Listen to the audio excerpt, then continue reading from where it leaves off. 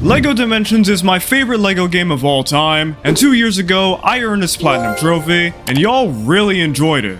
But I didn't do the DLC trophies back then because it's very expensive. But 2 years later, I finally gotten access to the DLC, so it's time to revisit LEGO Dimensions, re-earn its platinum trophy, and earn every DLC trophy across the 13 level and story packs. Our journey starts with Batman and Robin chasing down Bane when a portal suddenly opens up, swallowing Robin and the kryptonite he was holding. Batman goes after him, leading to Middle-earth, where the same thing happens to Frodo and the One Ring, so he and Gandalf try to rescue him as well. This leads them to the LEGO movie world, where Batman and movie Batman banter. I'm Batman. I'm Batman. I'm Batman. I'm Batman. And Metalbeard and his treasure are also stolen. Batman, Gandalf, and Wildstyle are sucked into another portal, leading them to a mysterious location. The gateway that brought them there explodes, taking some weird artifacts with it. They decide to rebuild the gateway, so I do exactly that, and I earn my first trophy. Boom.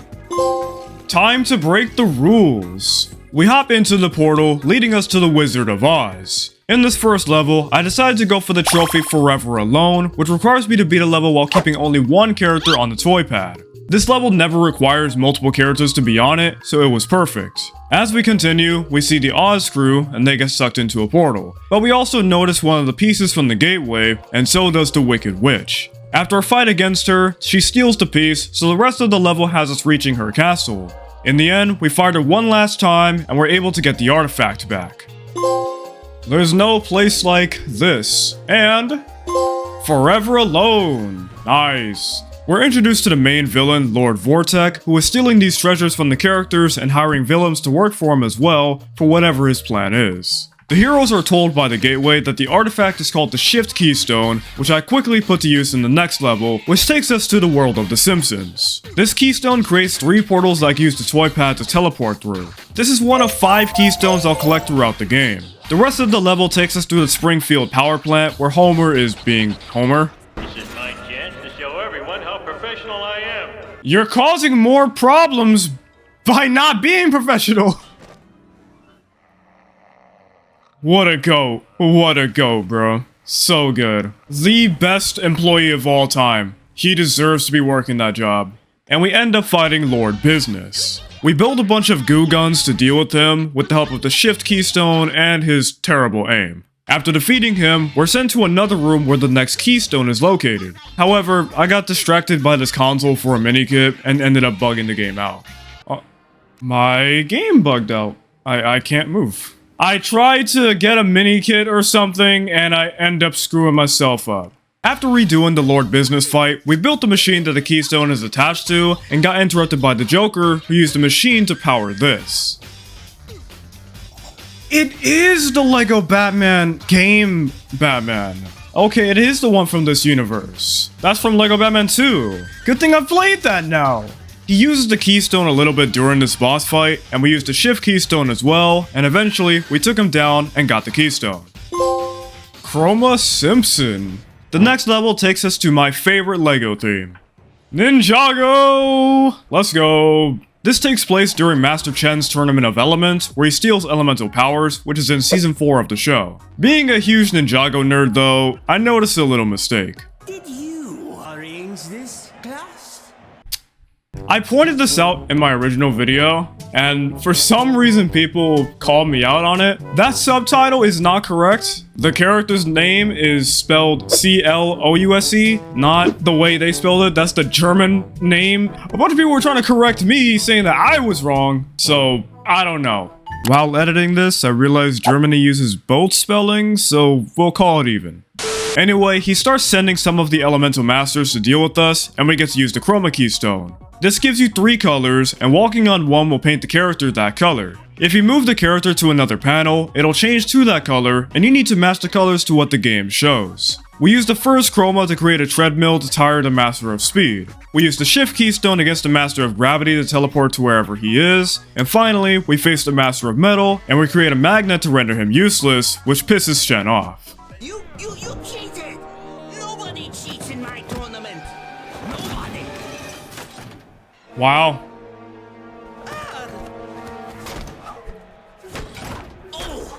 Everybody except us.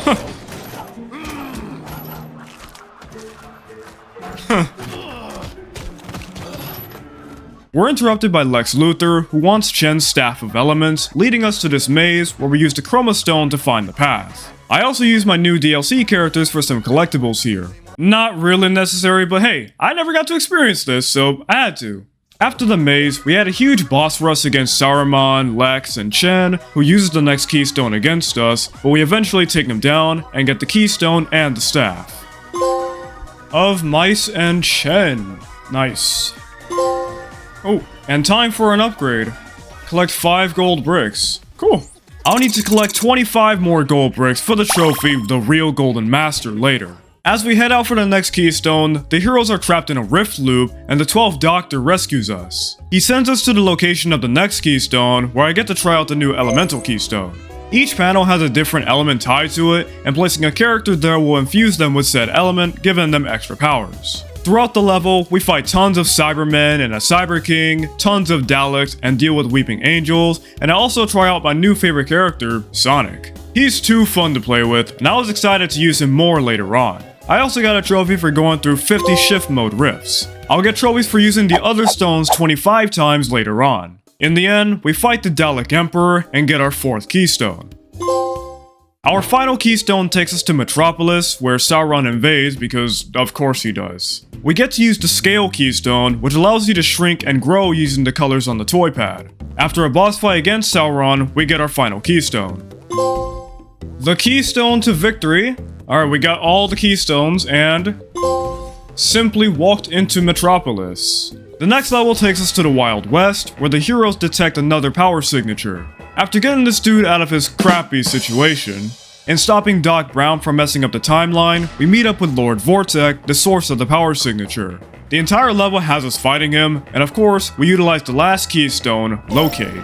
Activating this will make you look for a power signature, and the portal will turn greener the closer you get, until you eventually find it, and something gets rifted in to help you. In the end, Vortek was too powerful, so the heroes had to retreat. Before we move on though, this line was he. You may have bitten off more than we can chew, Batman. No chance. I'm hungry. Okay, I'll give you that line, that was good. Back at base, we rebuild a robot named Expo, who's been guiding us the whole time, and he tells us that we need to gather the foundation elements before Vortek can use them to collapse the dimensions. These elements are unique to each dimension, which is why he kidnapped these specific people. The first element we went for was a cake, which brings us to my favorite level. Here we go, Portal. Best level in the game right here. This level is based on the test chambers from the Portal games, which I've now played since my old video, and we use all of our abilities to complete the test, which is very confusing to GLaDOS. Logic error detected. Shardyx should not have been able to move the weighted storage cube in this way. However, there was a trophy I wanted to go for. To get the trophy Speedy Thing Goes In, I have to beat the level in under 25 minutes. Since I've done this trophy twice now, I thought I'd try to get it on my first playthrough this time. We'll see if I'm successful. As we go through the chambers, GLaDOS is constantly taunting us and just getting mad at our antics. That was not part of the test, and as a result you have damaged the testing environment.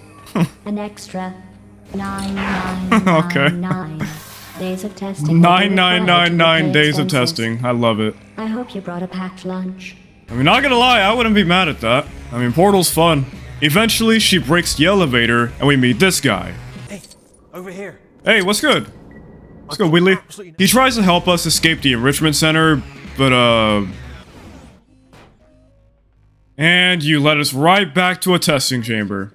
After that chamber, we get into a fight against GLaDOS, where we use every keystone against her. After the fight, we have to disable an incinerator, and Wheatley attempts to help us again. Okay, first issue. More than one button. This one's got a skull on it. So obviously a laugh. That'll definitely turn the fire on. Yeah, man. Yeah. Yeah, you're so right, bro. You're so right. This is the end of the level, so let's see if I beat it in time. Why do they always leave me? 'Cause you're sad, but bro, you're psychotic. Glad to be out of there. And? I didn't get it. Whatever. I'll come back for it. I did mess up a little bit. I was off by like 1 or 2 minutes, but we'll come back later. Our journey for the foundation elements continues in Middle-earth, where we must face the Riddler. At this point, we're just realizing how cooked the dimensions are. I mean, GLaDOS harasses us, Brainiac appears, and even the Overlord from Ninjago is here. Eventually, we face Riddler and his Balrog, and we're able to get the Palantir from him. Before I moved on to the next level, I decided to get the 2-time stud red brick. This took me to the Lord of the Rings world, and I got a trophy for visiting my first hub world. Once I was here, I chased this robot holding the brick, and bought it when I got back. I'll need quite a few studs for various Batmobile related trophies, so it's good that I copped this. Since we're just going for foundation elements, there isn't too much to mention about these next few levels, but I'll quickly summarize them. First, we headed to Ghostbusters to get the PKE meter, and we had to fight General Zod. Next, we headed to Midway Arcade to get a golden coin. This was a pretty unique level. We played LEGO versions of classic Midway games while trying to take the coin back from a thief. And finally, we headed to Scooby-Doo, where we infiltrated the Mystery Mansion to find the Diamond Scarab. This had tons of references to classic Scooby-Doo tropes, including this. The funfair owner. And I would have gotten away with it if it hadn't have been for you meddling kids. I also managed to collect my 30th mini-kit way faster now that I had access to more characters, used Elemental Mode 25 times, and upgraded the Batmobile to models 2 and 3. Holy upgrades, Batman! Yeah, there we go. I'm not gonna read that trophy. With all of these elements collected, it was finally time to meet Lord Vortek in Foundation Prime. We go through tons of puzzles on the way and fight off Vortek and his army. In the end, however, it turns out he was toying with us because he managed to reach Expo and steal our foundation elements. He uses them to create the foundation of all dimensions, a green baseplate. Sounds silly, but it makes sense. Baseplates are the foundation of a lot of creativity. I mean, just having a bunch of minifigures here isn't creative, but you get the idea. With this power, he combines Robin, Metalbeard, and Frodo into the Try. I guess we'll have to try again next time. Expo is in a really bad state, and unfortunately, he dies. Rest in peace to the goat. But in his honor, we go to stop the Try. We go through some messed up dimensions and infiltrate the Try to save Metalbeard, Frodo, and Robin, and we barely escape. For the final showdown, we got help from people of many dimensions, even enemies, fix Expo, and plan to trap Vortek in a rift loop. The first part of the level had us fighting a giant Vortek, and we needed to power these generators on his chest to deal damage. The next part brings us back to Foundation Prime, where there were lots of puzzles to complete, but each one allowed us to deal some damage to the foundation of all elements. Finally, Vortek throws a tantrum, and I had to fight tons of enemies, but eventually, we locked Vortek in the rift loop and finished the story. They just spawned there. A serious loophole, and the real Golden Master. Okay, we got 30 gold bricks, and broke the rules. Alright, we're done with the story, y'all.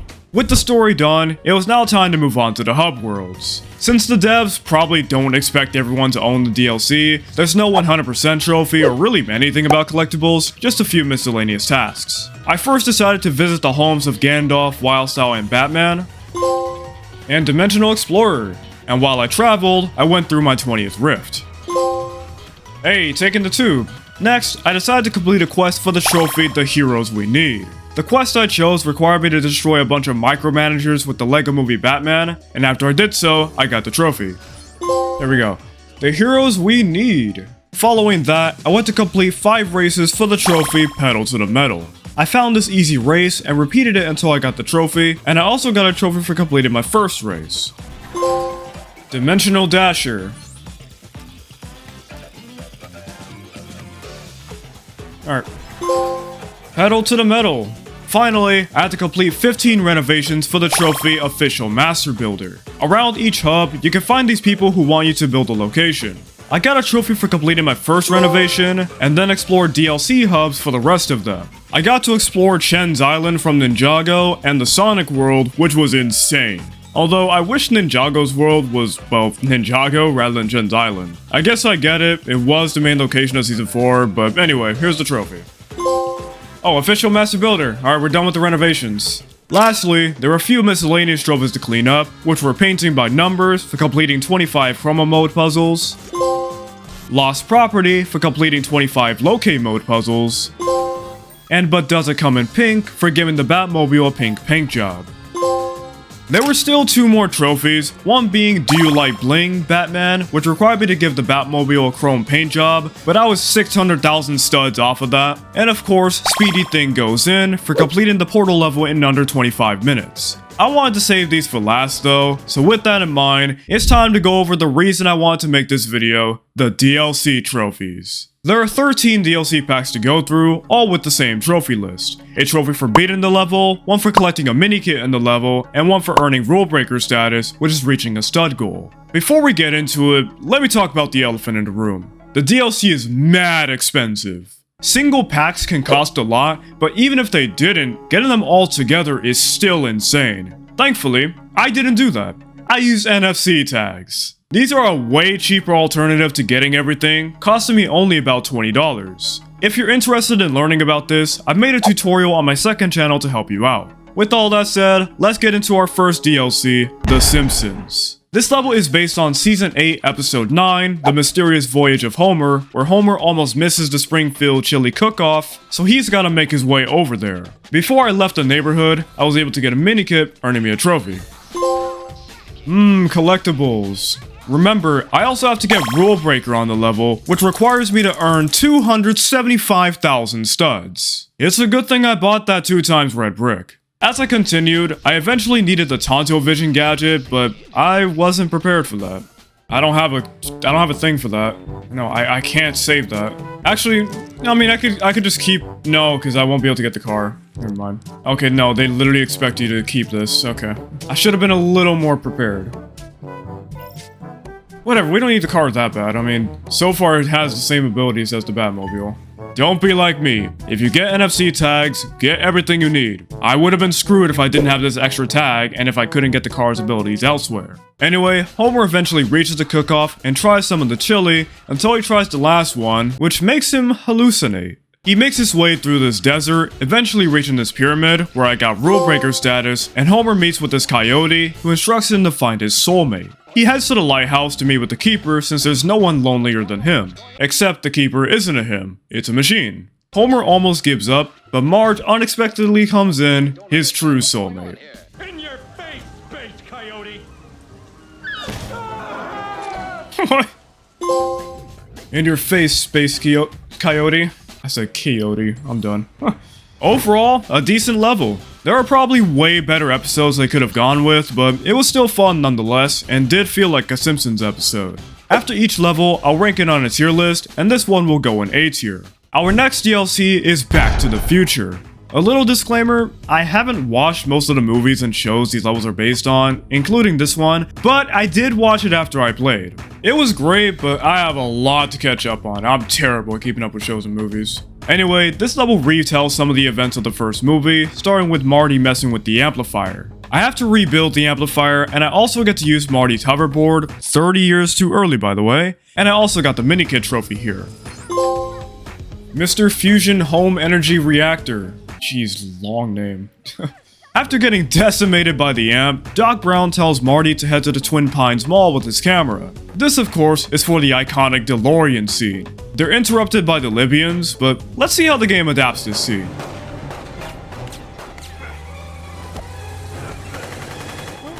Man, your aim sucks. You can't hit an old man.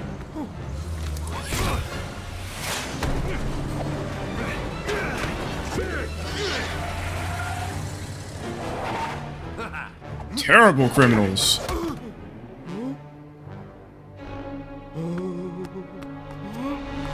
But he hits the... Okay, bro. Marty is able to escape to 1955 and meet up with a younger Doc Brown to help him get back to the future. We then skip all the way to the end of the movie, where they use the lightning that strikes the courthouse to generate the 1.1 gigawatts needed to power the DeLorean. I reach rule breaker status here and power 3 generators in the area, allowing Marty to get back to the future and save Doc Brown. Oh, that's it. That was heavy.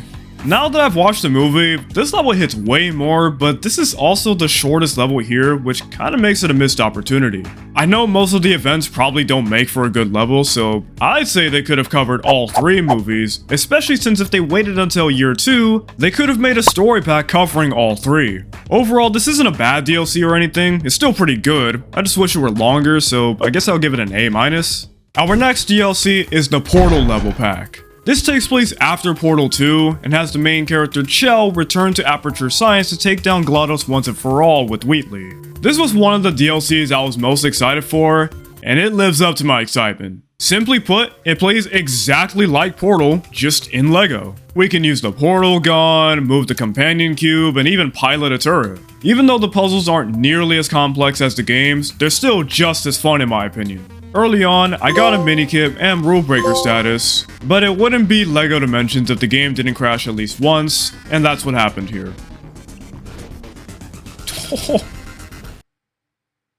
That crashed the game! No way, bro. No way.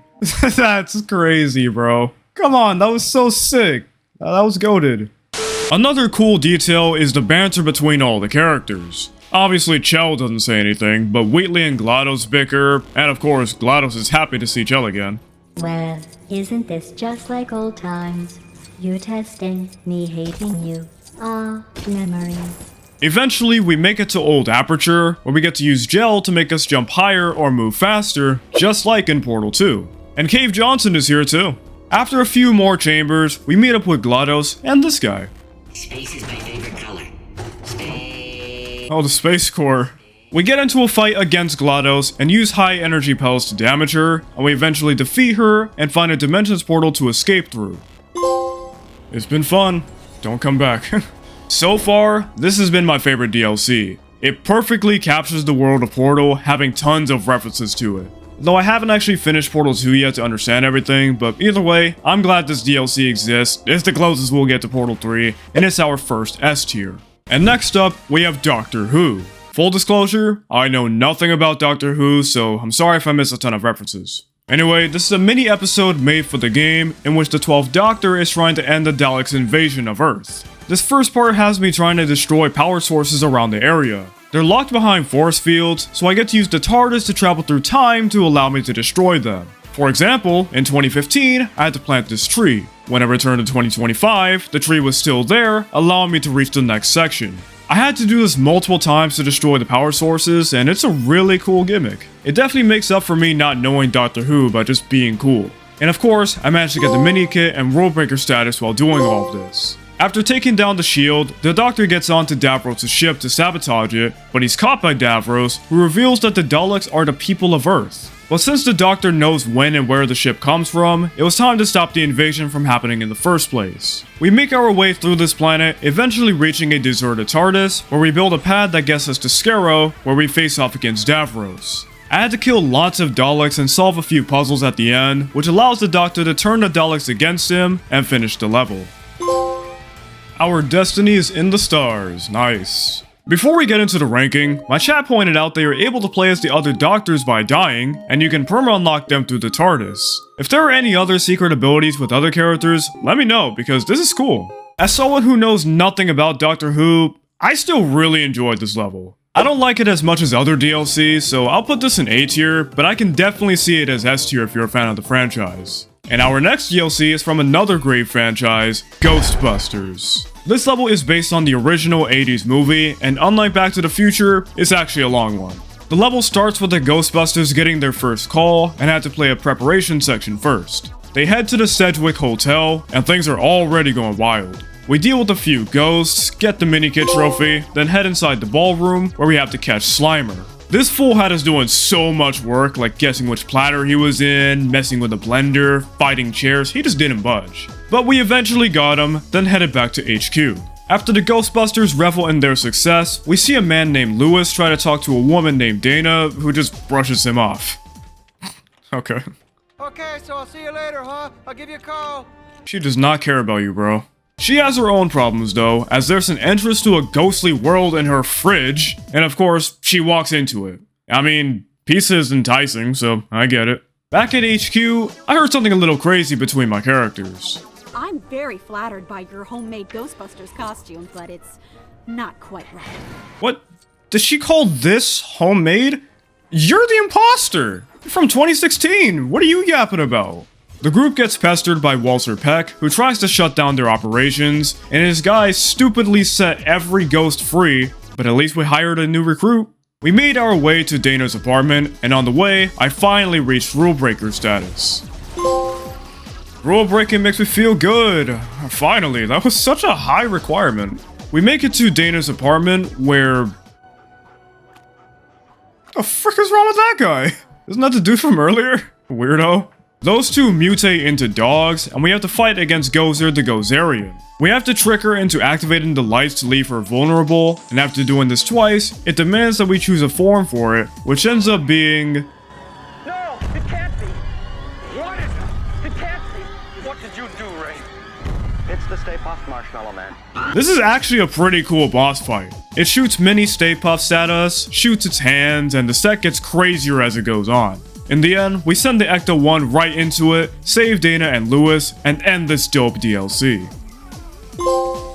I ain't afraid of no ghosts. Nice. Yeah, I'm not wasting time. This is an S tier DLC. I had a lot of fun with this level, especially with all the Ghostbusting mechanics, and this movie genuinely makes for such an excellent level. We'll be seeing Ghostbusters again later, so stay tuned. But now it's time for our final Year 1 DLC, Midway Arcade. This DLC isn't based on any movie or show, it's more of a history lesson on Midway's games. And you'll see how much that matters soon. The level starts with a kid minding his own business, when suddenly, the arcade blasts open, releasing tons of video game characters, so he goes in to investigate. We meet Merlin from the game Gauntlet, who tells us we need to find a way to rid the characters of the evil and beat their games to save them. The kid has tons of abilities he can activate by drinking soda, and we use invincibility to defeat this car. Once defeated, I use it to rebuild an arcade dock, and this is where the DLC gets interesting. I get to play Spy Hunter, and the goal is to kill the blue cars, and I absolutely sucked at this.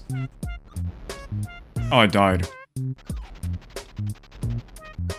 I killed myself again. Controlling so bad. And what is that behind me? What just happened?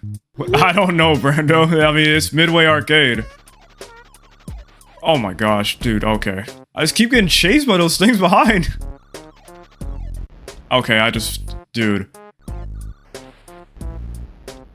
I did not run into that, what do you mean? On my second try, I managed to get the bronze medal, the minimum I needed to continue, which allowed me to move on to the next room where I got the mini-kit trophy. There was an arcade machine to play here, but I completely missed it, so we'll see it towards the end. You can also talk to Merlin, who gives history lessons on the games, which is a nice detail. We must complete these games to reactivate the elevator, the next one being Joust, where I had to joust these enemies. This wasn't nearly as jarring as Spy Hunter, so I easily got bronze and moved on to the next room, where I had a few things to do. I had to defeat a defender ship and build a stop sign to stop this Super Sprint car, both of which turned into their respective arcade cabinets. Super Sprint is a top-down racing game, which made the controls very awkward for me. This controls so strangely. The controls are so weird because of the top-down view. Dog, what is this top-down view? Dude. I can't with these controls, bro. I can't with the controls. It took me a minute, but I started getting used to the controls and eventually got bronze, but I kept going a bit more, and I was low-key having fun. I had to call it quits eventually though, and I got rule breakers shortly after. Next up was Defender, which is basically Midway's version of Galaga, where I had to shoot down aliens. These old games really humbled me. I mean, I was garbage at this, but then again, moments like this happened. Just following me, move, bruh. Okay, there was... What on earth was I supposed to do? There were so many there. Thankfully, I eventually got the hang of it and managed to get my medal, then moved on to the second to last game, Gauntlet. This gives me a few characters to choose from, and I have to find the exit while killing monsters and collecting items. Another weird one to control, you have to look and move in the direction you want to shoot, so it's hard to keep your distance, but I got the medal early on, so I was quick to move on. Finally, I went back to that second room where I found Robotron 84. The goal is to kill the red robots around the area to move on to the next wave. This game is really chaotic with onslaughts of projectiles and flashing lights, but I enjoyed it. Once I beat this one, I was finally able to open the elevator, leading to a final cabinet, which turns the kid into the gorilla from Rampage, which was the final game. The goal is to destroy buildings and kill the soldiers inside, kinda like Fix-It Felix, but in reverse. But after defeating the game, we solved nothing. The city was still cooked. That was it. New highest score.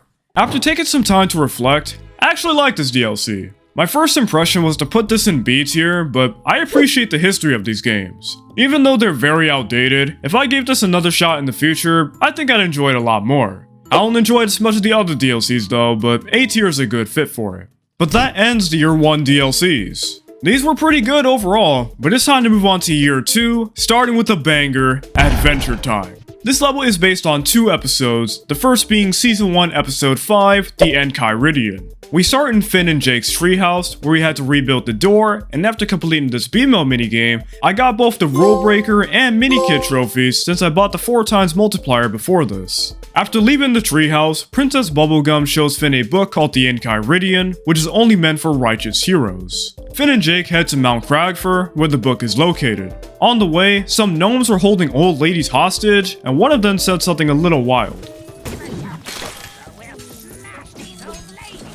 He'll smash the old ladies, let's go. That's what the dude said. He said, whatever, we'll smash these old ladies. That's what he said. After rescuing them, this happens. What is that? Giant ogre. Okay. We have to hit this thing's feet to defeat it, and after we do, he eats Jake, so Finn steals $1 from him and frees Jake. You're under arrest for stealing my dollar! I mean, technically he would have been in more trouble though. I mean, he was trying to kill them. He'd get in way more trouble than us stealing $1. We continue through the mountain, even finally getting to use keystones again, until we get inside and encounter an evil guy, who is the Dark Magician, and he pits us against this giant beast to prove our righteousness. After doing so, he tells Finn to kill a neutral ant, which he refuses to do, proving his righteousness. Oh! No, Mr. Keeper, I'm sorry. What? Anyway, Manish the Minotaur gives Finn the Enchiridion, ending the first episode. The next episode is Season 2, Episode 25, Mortal Folly. Finn and Jake are meditating with Princess Bubblegum when she suddenly has a vision of evil and brings the two along to investigate. We encounter the Lich in a prison cell, and while she explains his history, a snail gets possessed and frees the Lich. Bubblegum gives Finn a gauntlet, which is the only thing that can defeat the Lich, and they go on their way. Be safe. What have you done? I mean, she has every right to do that. We go through an obstacle course and the subway, and eventually blow a hole in the ground to fight the Lich. This was a cool fight, and I liked the arena, but eventually he flips the area, and Finn builds a giant gauntlet and takes the Lich down, ending this DLC. There we go. The fun will never end. Now, I'm not the biggest Adventure Time fan, I just didn't watch enough of the show, but I really enjoyed this level, and I don't mind them covering 2 episodes, otherwise it would have been as short as Back to the Future. I'll put this one in S tier, really good adaptation and great level. Next up is something new, and that's the Ghostbusters 2016 Story Pack. Notice how I said Story Pack this time. There are 3 of these within Year 2, and they consist of 6 levels spanning the entire movie they're based on, with some changes to how scenes are presented, but the story is unchanged. They also replaced a Minikit trophy with a trophy for completing a quest on the respective world. As for this DLC, this movie doesn't have the greatest reputation. I've never watched it, so I can't speak on it, but we'll see what I think of these 6 levels. The first level starts with a man getting absolutely destroyed by ghosts. Great start. We're then introduced to the main cast, Erin, Abby, and Jillian, and Erin says that a man told her building was haunted, this building being the Aldridge Mansion. So they head to this mansion to investigate. Surprisingly, we're introduced to a new keystone called RIP. This allows us to travel through alternate versions of the world to solve a puzzle in the real one. During this, I got the Rule Breaker trophy, which only requires 1 level to earn, and we continue through the mansion. I got to experience another new toypad interaction, then moved on to the final room, where we fought a ghost named Gertrude Aldridge. I had to destroy the armor she sent at me and attempt to dodge this laser, it felt unavoidable. After the fight, she escapes into the city, but the group doesn't care because they saw a ghost. Before the next level, we see a man named Rowan talking to a ghost in a mirror, while the group finds a new base of operations. This puts me into a quest that doesn't count for the trophy, by the way, but after completing it, the level finally started. A woman named Patty tells the Ghostbusters that a ghost chased her, so they go down to the subway to find it. We complete another RIP puzzle to build a train to get us deeper into the tunnels, where we encounter Sparky the ghost. We had to dodge tons of lightning in trains, and it eventually got run over. Back at base, Patty tells the group about the 4th Cataclysm and joins the team, then they head to the Stonebrook Theater to deal with another ghost. The ghost is called Mayhem, and it was crazy. We follow it to a concert, which is one of the better sections of this DLC, and we're eventually able to catch it. The next level starts with the Ghostbusters being accused of pretending to catch ghosts. This leads to Mr. Heist getting captured, and possibly one of the worst lines of all time. That's gonna leave a bruise. I can't believe you just said that, bro. That was the corniest line of all time. Come on. Chat, please tell me that's not in the movie. Moving on, the group learns that there's a pattern to the attacks, and this pattern is being used to create a vortex at the Mercado Hotel. When the group arrives at the hotel, the power goes out and a ghost pops out. The fool kept hiding, but it eventually killed itself, and we headed down to Rowan, who explains that he wants revenge on humanity or whatever. The game doesn't explain why he's mad, but anyway, another boss fight. After this wild fight with tons of ghosts, the dude straight up ends himself to avoid the cops, but he's obviously not actually gone. As for the Ghostbusters, the mayor says they need to deny any involvement with the ghosts and leave it to the government, and the whole thing causes Aaron to leave the group. The fourth level starts with Abby walking into the restroom, only to get possessed by Rowan, and she attacks the others. Rowan leaves her body, but then possesses their friend Kevin and reactivates his machine, causing a cataclysm. This level is just insane. It starts normally enough, and one of the ghosts turns into the OG Ecto-1, but then this happens. Why is the Ice King there? Eggman pops up too. I guess these are teasers for the later DLCs, but I can't deny that this was weird. At least we got something related to the source material at the end, and Aaron rejoins the team. The second to last level is the start of the final showdown. There isn't too much to mention here. We fight tons of ghosts, along with the three main ones from earlier, then we move on to the real final showdown. Rowan turns into the Ghostbusters mascot, which is actually cool, then goes on a rampage. We take down ghosts on the way, slowly getting hits on him, and we get him to step on a Lego brick, which I want to do after some of the crap I've witnessed in this DLC. The group throws the car into the vortex to reverse it. This works, however, Rowan drags Abby in with him, and Aaron follows. The two traverse through a messed up Mercado Hotel, ending in the final boss fight. This fight was really easy, so after blowing the fool up, I finally finished this DLC.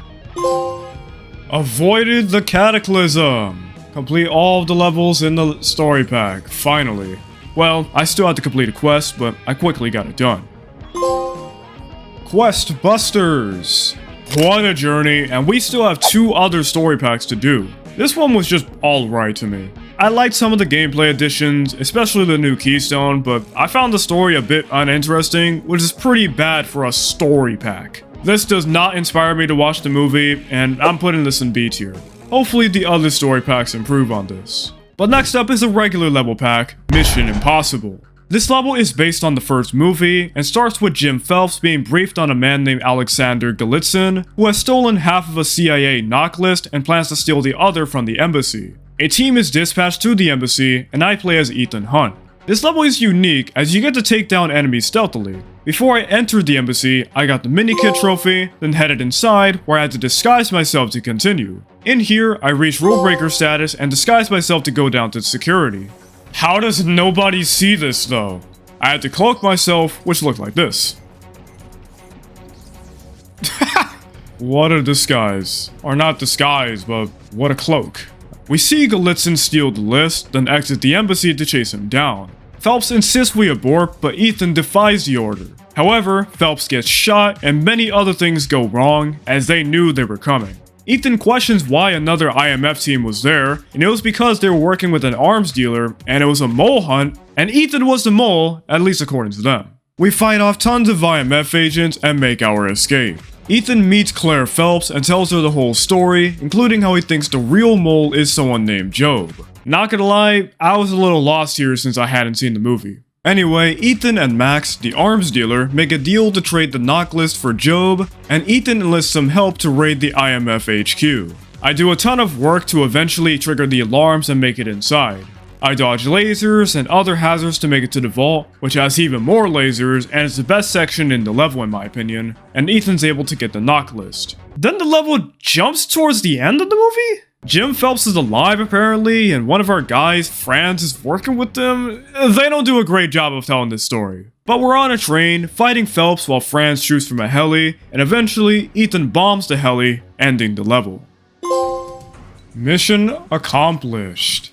I'm conflicted on this DLC. I really enjoyed the gameplay and the emphasis on the spy factor, but the story was hard to follow with how much they cut from the movie. Part of what makes these DLCs special is that you don't need to be a fan of each franchise to understand and enjoy the levels, but this one kind of falls in that regard. Because of that, it just misses S tier for me.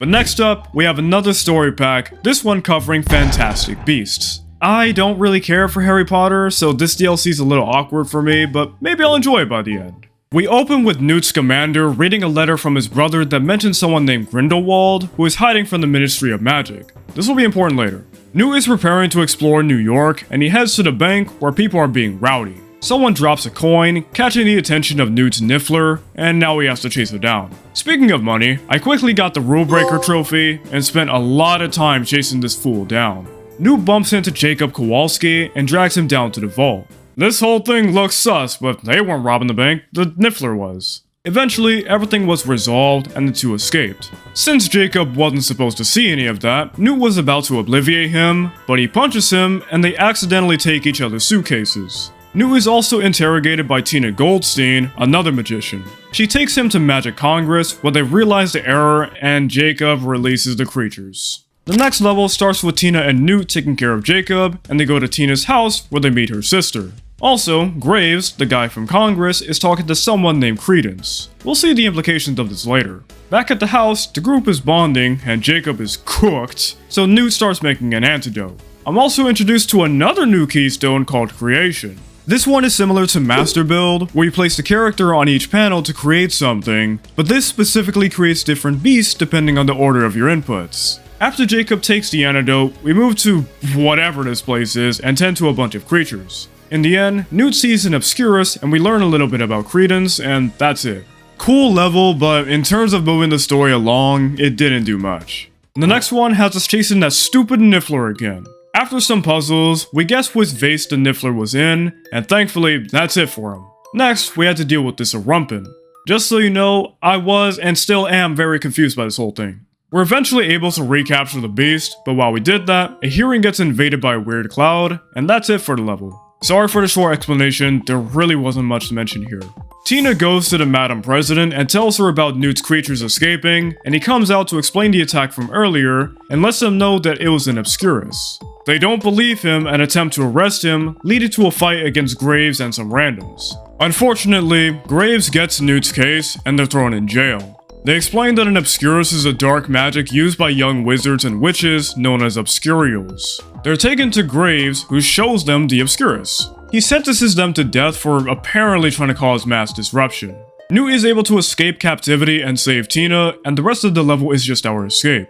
The group reunites and talks to Narlac for more info. However, he tipped off the Makusa, causing a huge fight to break out. This fight was actually really fun, and I enjoyed how he defeated Narlac, but then we had yet another beast to catch. I get it's called Fantastic Beasts, but I wanted to worry about the main stuff.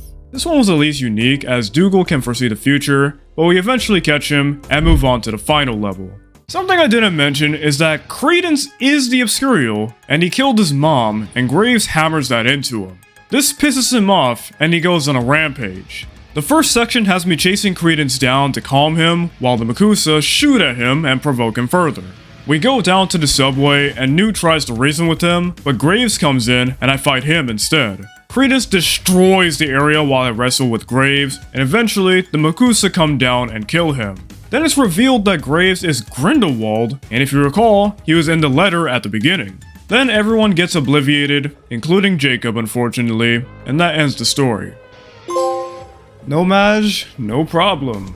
And finally, I quickly completed a quest in the hub world. Manhattan Tourist. Overall, I like this DLC, but I don't love it. Again, as a non-Harry Potter fan, none of this made sense to me, and while the levels were fun, it felt like the story was moving slowly to give time to catching the creatures. Overall, I wouldn't say the story is bad, and when Graves and Credence were the main focus, I was invested, so it's a better story pack than Ghostbusters at least. I'll put this in A tier, but more of an A-. With another story pack down, it's time to go over the DLC I was most excited for, Sonic Dimensions. Fun fact, this is the most expensive level pack.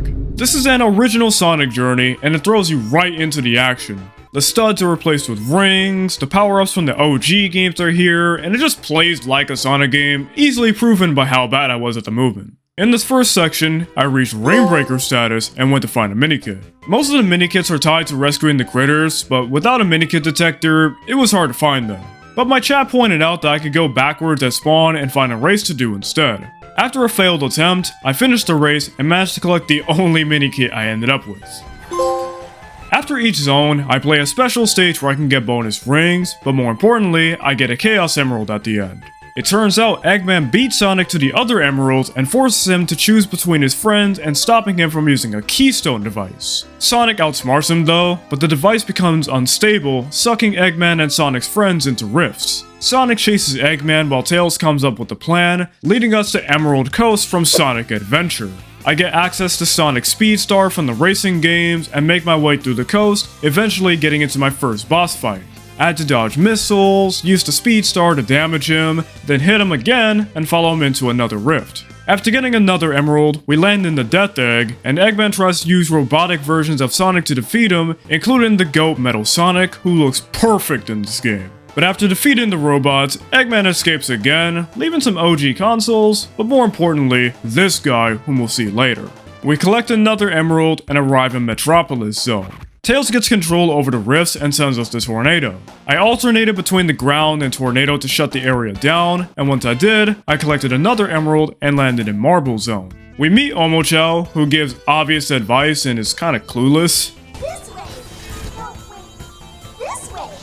You know I'm totally lost right now? I couldn't tell. We get into another fight against Eggman, this time using the Elemental Keystone, but we take him down again, get another emerald, and then meet him in a rift. Sonic takes the rift device, traps Eggman, rescues his friends. Oh, he has his gun! And realizes that he needs to go to the Labyrinth Zone. He's having PTSD. I get to use the keystones again here, and yes, it's possible to drown, but I quickly made it through, got the second to last emerald, returned to the group, and got to see the starter pack guys. It turns out that Eggman has the last emerald and rebuilt the Death Egg again, along with the robot. After taking it down, Eggman runs away as Chaos appears and absorbs the device. The fight starts with me doing little damage until Amy shows up and takes the emerald from Eggman, allowing Sonic to go super, take Chaos down like it's 1999, and finish this DLC. Chaos Theory. Hands down, this is my favorite DLC. I may not be the biggest Sonic fan, my experience is mostly with the racing games, but like Portal, this felt so much like the source material and was simply goated, easily landing at the top of S tier. Our second to last DLC is the final story pack, the LEGO Batman movie. If you've ever wondered why the other LEGO movies got games and not this one, it's because it's covered in this story pack. This is finally a movie I watched, so I had high expectations for it, and hopefully they're met. We open with the Joker and his gang already causing trouble, and the mayor meets him at the Gotham Energy plant. But this isn't the mayor. Always bet on black. Hey. I fight Joker's team, and while doing so, we're introduced to one last keystone called Phase. This is the most unique of the new keystones, as it pulls areas from other franchises in to help you out. After taking Poison Ivy down, Joker escapes, leaving Batman to reactivate the elevator. I get to use the 3 detective modes, get the Rule Breaker trophy, and once the elevator was reactivated, I had to fight Clayface. I easily take him and his mini Clayfaces down, leading to Joker's dilemma. Either defuse a bomb, or catch his greatest enemy. Batman lets him know that he isn't his greatest enemy and that he means nothing to him, then defuses the bomb. We then go to Commissioner Gordon's retirement gala, you know, where that one meme takes place. Batman is mesmerized by Barbara Gordon, meets Dick Grayson, and apparently adopts him. Oh, and Joker turned himself in, and Barbara became the new commissioner. Nobody could have seen that coming. While rebuilding the Batcomputer, Alfred mentions the Phantom Zone, inspiring Batman to banish the Joker there. He needs the Phantom Zone projector, which is in Superman's Fortress of Solitude, so he and Robin go there. They arrive to a party, which Batman wasn't invited to, and need to find a way to the Atomic Cauldron. We build a piñata to distract everyone and get inside, where Robin does this. Are you ready to do this? I was born oh, hang on, my shoelace.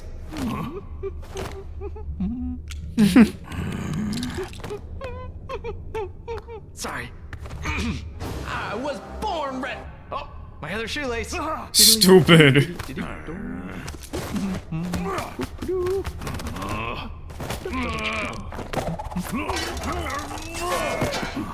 Can't push a kid.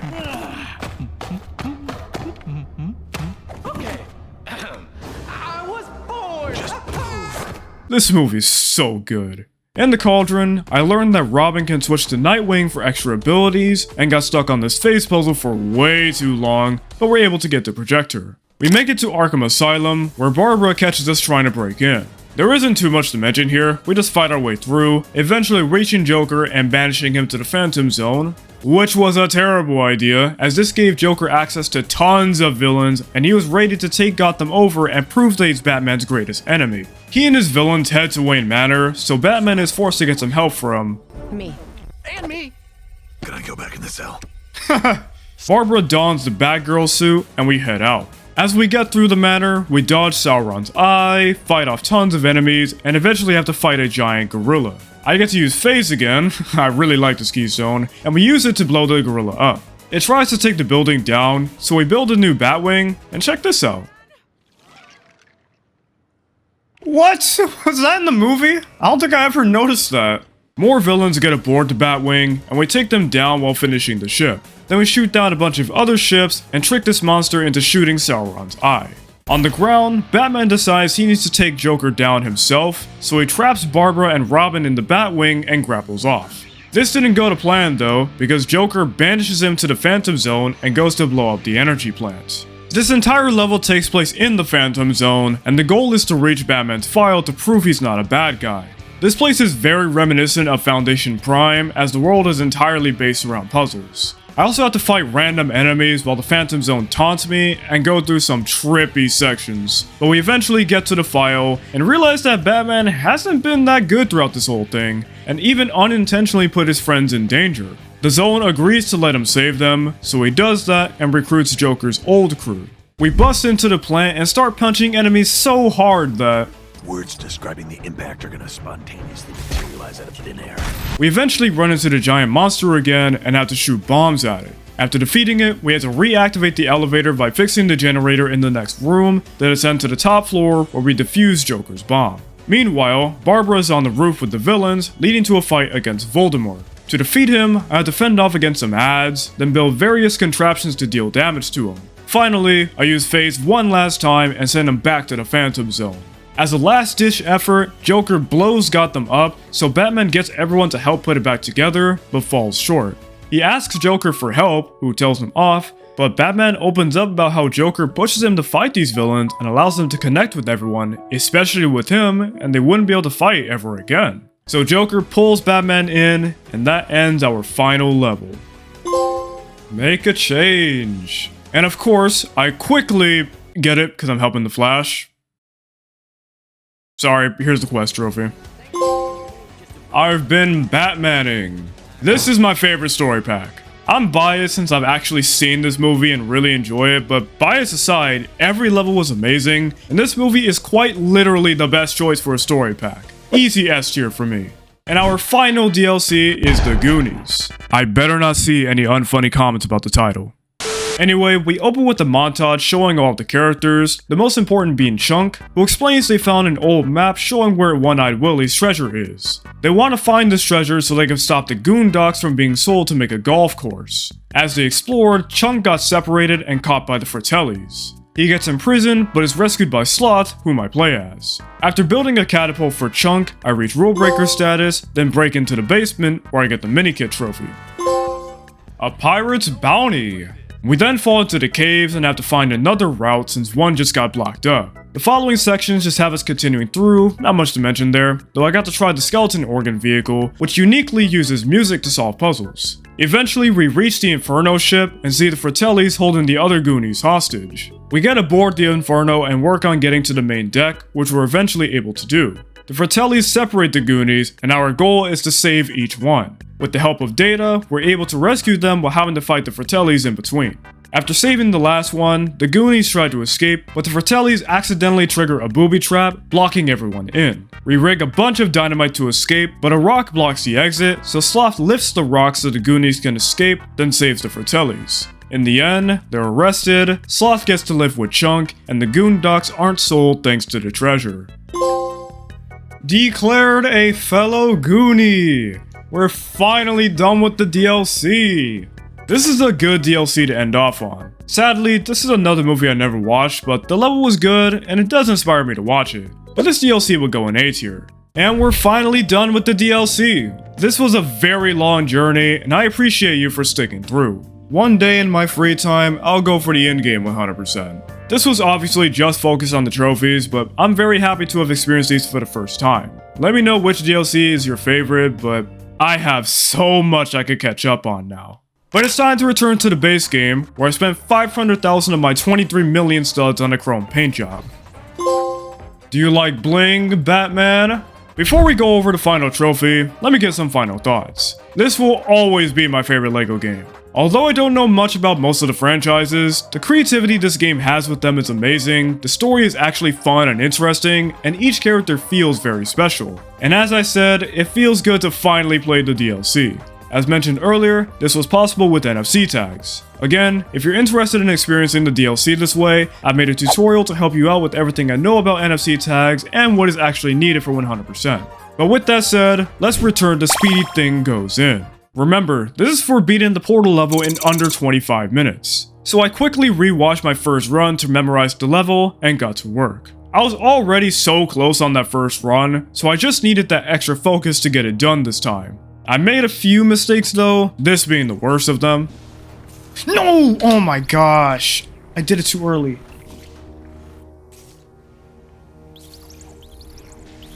I do it! No! I did it again! Oh my, thank you, Batman. I don't know why Batman went there. But that saved me so much time. Overall, this run was really good, better than the previous times to earn this trophy, and my game didn't crash in this section this time. So with at least 5 minutes to spare, my time with LEGO Dimensions came to an end. Okay, moment of truth. Speedy Thing Goes In, nice, and Vortex Bane. LEGO Dimensions fully 100%ed. Let's go, finally. This has been a long time coming. I've wanted to do this for such a long time. It took me 29 hours to 100% this game. I hope you enjoyed the video. If you did, please consider liking and subscribing. One last time, if you're interested in using NFC tags for yourself, I made a tutorial on my second channel to guide you through, and if you want to see my other LEGO videos, there's a playlist on the end screen, and I'll see you all in the next one. Peace out.